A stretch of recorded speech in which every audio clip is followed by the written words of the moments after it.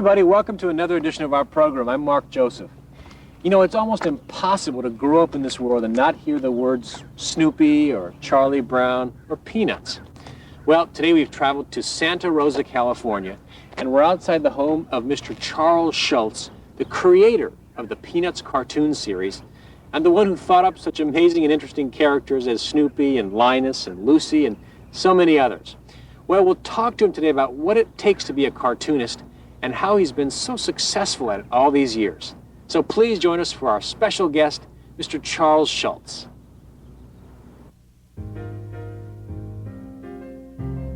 Charles Schulz, the creator of the comic strip Peanuts, says he liked comics since he was a child, and that he gradually developed a formula of having children characters say things which are a little bit adult. Schulz views his characters as a kind of theater repertory company and recalls that he used to own a dog similar to Snoopy. He says the basis for the whole strip is that it's difficult to be a child, and explains that he frequents an ice arena in his neighborhood, which keeps him in touch with kids.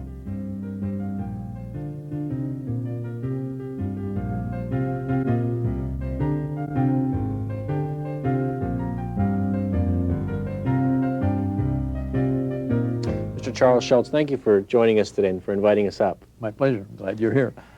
Would you tell us something about your career work with the Peanut strip and how you got started with that?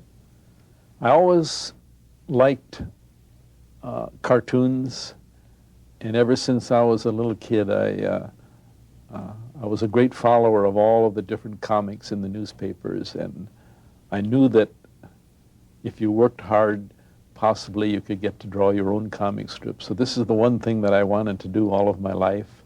And I used to be able to draw Mickey Mouse and Popeye and those great characters when I was a little kid.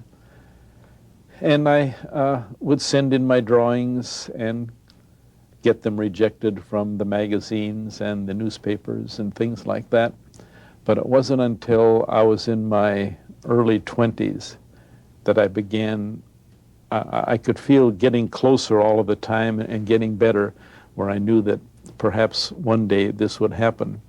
So it was one of these things that took a long while. It took a lot of thinking and preparing and sending in different ideas. And then over a period of a few years, I discovered that editors seemed to like the cartoons that I drew about children the best. And I developed the formula of having these children say things which seem to be a little bit adult, although they aren't as adult as people seem to think.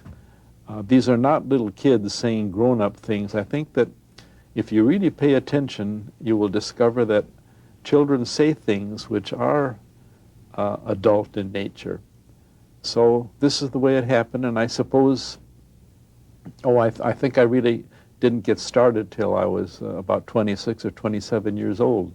But it's what I always wanted to do, and I got to do it, so I feel very fortunate. Would you tell us something about the characters? Oh, I think the characters speak for themselves. I mean, that's a lot like asking a poet to explain his poem. The poem should explain itself. Now, the characters, I suppose Charlie Brown would obviously be the main character. He's the one around which all of the other characters revolve. And this is the way it is with everything. There's always one main character. I think each of the characters could easily carry a comic strip by himself or herself. But I think that's a bad idea, too. So I think you have to have enough characters so that you don't become boring. I always have a great fear of being boring, but I have enough characters so it's like having a theater repertory company, and I can go from one character to another and make sure that I don't use the same ones over and over and over. Charlie Brown is a nice kid. I've always said that I think I would like to have had Charlie Brown as a neighbor when I was small, because I think he and I would like the same things, and we would have played ball together and enjoyed each other a lot. I had a dog when I was about 13 who was a lot like Snoopy, at least in appearance, but he was kind of a wild dog, and he had quite a vocabulary. I counted up once about 50 different words that I knew he understood. So in a way, he was a little bit the inspiration for Snoopy. The other characters are just parts of myself. I think it would be impossible to create characters and give them personalities unless they were a little bit of myself. Mm. Do we see quite a bit of your personality in Charlie Brown, or are you more spread around in all of your characters? I think people would like to believe that I am Charlie Brown, but that would be foolish. I don't think it would be possible to create a character and not put a bit of yourself in that character. But I do think that if you read the comic strip every day, or if you read all of the books and you read what the characters do and say, you would find pretty much what I am like, because everything that I think about, everything that I do goes into the strip itself. Now, where did you come up with the name Snoopy? The first name that I thought of for the dog was supposed to have been Sniffy. And I remember going uptown from where I was working at the time, and I was going past a bookstore, and they had a lot of magazines on a rack. And I saw a comic magazine there about a little dog named Sniffy, and I thought, oh, there goes the name of my dog. But then I recalled, as I was walking back after this little walk, that my mother had always said, if we ever have another dog, I think we should name him Snoopy. And I thought, well, that's even a better name. Now, oddly enough, and I'll bet you didn't know that, did you know that when Walt Disney was making Snow White and the Seven Dwarfs, they had to think of names for those 7 characters, and Snoopy was one of the names that they thought of but was rejected. So I've always been grateful that they never used it. When you were growing up and you wanted to get involved in this someday for a living, did you have people around you saying, you can't do that for a job, get a real job? Fortunately, I had a mother and father who did not ever say that. They didn't understand, of course, what it was I wanted to do. My dad loved reading the comics, but they had no way of really helping me. My dad paid for the correspondence course, which I took, and he was always worried that I was going to be able to find out how to do this and ever get a job doing it. But they never discouraged me. They never said, well, why don't you go off and try to be an attorney or a barber like me, like he was, or something like that. So I've always been grateful for the fact that they never discouraged me from trying to do what I wanted to do, although there must have been a lot of people who thought I would never make it. So, but you can't pay any attention to that. You have to do what you want to do, and don't listen to anybody. Some of the characters in the strip are experiences, or do they reflect maybe things that you had going on in your childhood, or friends that you may have had? Any of that in there? I do recall, and I think this is probably the basis for the whole strip. This could be the theme for the whole strip, and that would be that it's difficult to be a child. It's difficult to grow up. And it's difficult if you grow up in a neighborhood which may be difficult in itself. I think there's a real struggle that goes on out there on the playground.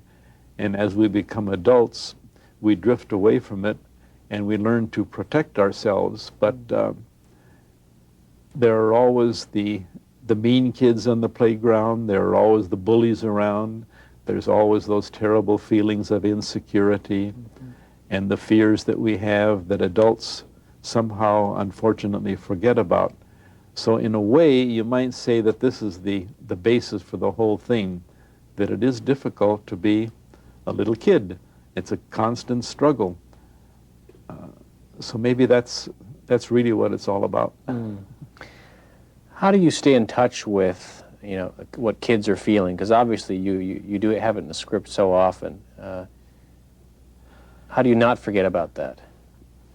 that probably is the most difficult part. The older you get, I think if you insulate yourself from other people, this could become a real problem. Now, I own, not far from here, just a couple blocks, what is regarded as the world's most beautiful ice arena. And I am there every morning where I have breakfast, and I see the children skate, and I talk to the mothers and the fathers in the building, and I'm always having this association with other people, and I go over there and I have lunch at noon and talk with other people.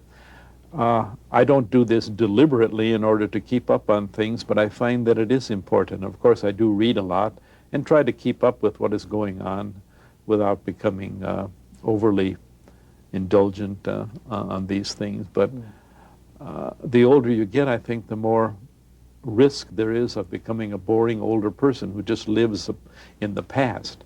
I can't live in the past, although I think a lot of us do think about the past, those of us who are cartoonists, and we draw upon things that happened to us, and then we have the knack of kind of turning these things around and making them a little bit funny. Schulz says he is disturbed by the increasing vulgarity of American culture and suggests that it is easier to be vulgar than to create more innocent entertainment. He says that while creators have a responsibility to their audience, most artists fundamentally do it for themselves. Long ago, Schulz loved a woman who ended up marrying another man, and he says that although she's never appeared in his comics, unrequited love is a continuing theme.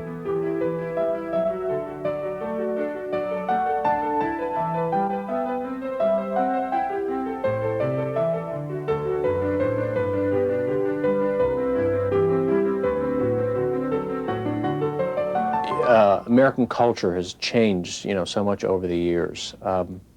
Has Peanuts and the strip changed with it, or are the characters timeless?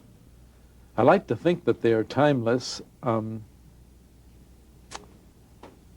I suppose the humor might even be a little more gentle than it was way back when I first began. I imagine this has to do with my own aging. I think younger people deal in humor which is a little more harsh than what older people do. So if the strip has become more mild, I would say it's because of that I am a little more mild in my outlook of things than I was when I was small. I am a little bit disturbed, of course, the way I think in our culture that movies, television shows, and everything are becoming more and more outrageous and in some cases absolutely vulgar. It's become almost intolerable. I think I think this sort of writing has been released from the box, and I don't think it can ever be put back in again. And it's not going to get better. It's probably going to get worse all the time. And it's creeping little by little into comic strips, whereas it never used to be. Comic strips, when I was small, were probably the most highly censored form of entertainment that there was. But even comic strips are becoming a little bit tainted now, I think. Is it easier to be vulgar? Oh, definitely. It's much easier to be vulgar. I have been visited by people from what we call the underground comics, which can be as vulgar as you can get, And I told one of the young men one day, I said, what you do you think is so wonderful and so original, but I said it's very easy, and you all do the same things, you all do the same vulgar things, but I defy you to do what I have done for 45 years and have never done anything that is remotely vulgar or anything like that. I don't think you guys can do it. What do you think the responsibility is that you have to your audience? Oh, I suppose there is a responsibility, but I never think about that outside of just trying to do something that's decent and uplifting. But I don't think that in any form of creativity you can really worry about your audience. I think that this is fatal. it would be impossible to sit down and decide you're going to make a nice painting, and you were going to paint this painting and say to yourself, I'm going to paint this because this is going to bring joy to people, or something like that. I think almost all forms of creativity are done by the person who's doing the creating himself or herself. You do it for yourself. I draw cartoons for myself the same way as someone else might play the piano. They do it for themselves, or the painter who's doing watercolors is doing it for himself or herself. And you don't do it for other people. You do it to please yourself, and if you are fortunate, others like it. If they don't, there's really nothing much you can do about it anyway. There's a story that you tell about a young lady who you proposed to. Would you tell us that story? I worked at the correspondence course in Minneapolis called Art Instruction Schools, and our department was, I think, on the 3rd floor, and she worked for the accounting department. She was a little red-haired girl, and she worked as one of the bookkeepers. And we met when I was the coach of the girls' softball team, and I think she played second base, and I liked her a lot right from the start. And we used to go out now and then, but she had another boyfriend too. And I always said that I would never get involved in a romance where I was competing with someone else. Anyway, I went to New York in the spring of 1950, and I had met with the people at United Feature Syndicate, and I signed the contract to start drawing the Peanut strip, and came back and proposed to her, but she married the other fellow, which is a bitter blow, you know, to be turned down. It's worse than losing a tennis match or a golf match or anything like that, because it's the whole you that has been rejected. Does she make an appearance in the strip? No. I've never shown her. I got the idea, of course, from that whole episode, but I think all of us can relate somehow to unrequited love. We have all fallen in love with somebody across a crowded room and never met the person, and I think it's something that all of us can relate to. So I use this theme quite often in the strip. Lucy likes Schroeder, and he can't stand her. I think Peppermint Patty probably likes Charlie Brown, but she's not sure why. Charlie Brown likes the little red-haired girl, and Snoopy's fallen in love with a few other dogs now and then, but I think the last dog that he fell in love with ran away with a golden retriever, so that broke his heart too. So it's given me the opportunity for a lot of ideas. Charles Schulz, thank you so much for joining us today. My pleasure. I appreciate your coming. Schulz says that being turned down by a romantic interest is a bitter blow. Bitter is used widely to mean accompanied by suffering, as in a bitter death, or exhibiting intense animosity, as in bitter enemies. To swallow a bitter pill is to bear up with bad news.